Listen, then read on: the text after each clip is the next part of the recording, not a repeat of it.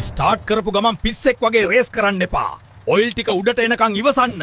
නැත්තම් මාව ගෙවිලා යයි. දුම් දානකම් බලන් එන්නේ නැතුව වතුර ටිකක් දියන්. අවුරුද්දකට සැරයක්වත් මාව ෆ්ලෂ් කරලා සුද්ධ කරන්න. කන පැලෙන්න සද්දෙද්දි තාම දුවනවා. මම ගිනි ගන්න කලින් ඔය පෑඩ් මාරු කරන්න. කම්බි පේනකන් දුවන්නේ ලෙස්සලා ගිහින් මැරෙන්න අදහස. මාව මාරු කරන්න නැත්තම් යන්න වෙන්න වලපල්ලට. දූවිලි කාලම මට දැන් ඇදුම හැදිලා තියෙන්නේ.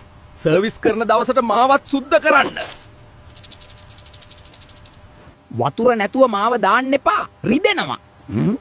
වැස්ස නැති වෙලාවට මාව වනන්නේ පිස්සුද? ඉස්සරහින් එන එකාගේ ඇස් පොට්ට කරන්නද හදන්නේ? ඔය හයි බීම් එක ඩිම් කරලා එලවන්න.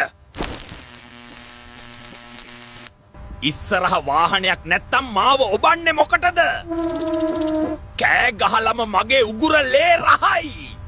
නිකන් ඉන්න වෙලාවට මගේ ඔළුව අතකගා ඉන්න එපා. ගියර් එක දාද්දි දත් නොකා ක්ලච් එක පාගලා දාන්න. ළඟට ගිහින් පාගන්නේ නැතුව ආතතියා පාගන්න. හදිස්සියට මගේ ඇඟ උඩ නැගලා හරියන්නේ නෑ.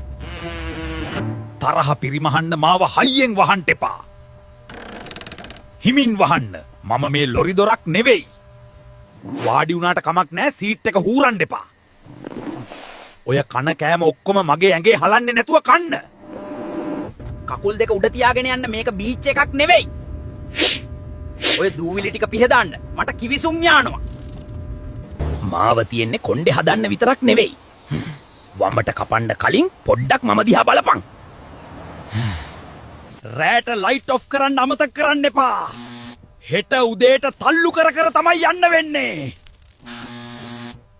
ඒ ළඟට ඕනේ මොකද්ද කියලා පහලින් කමෙන්ට් කරන්න. මේ වීඩියෝ එකට ලයික් කරලා ෂෙයාර් කරන්න.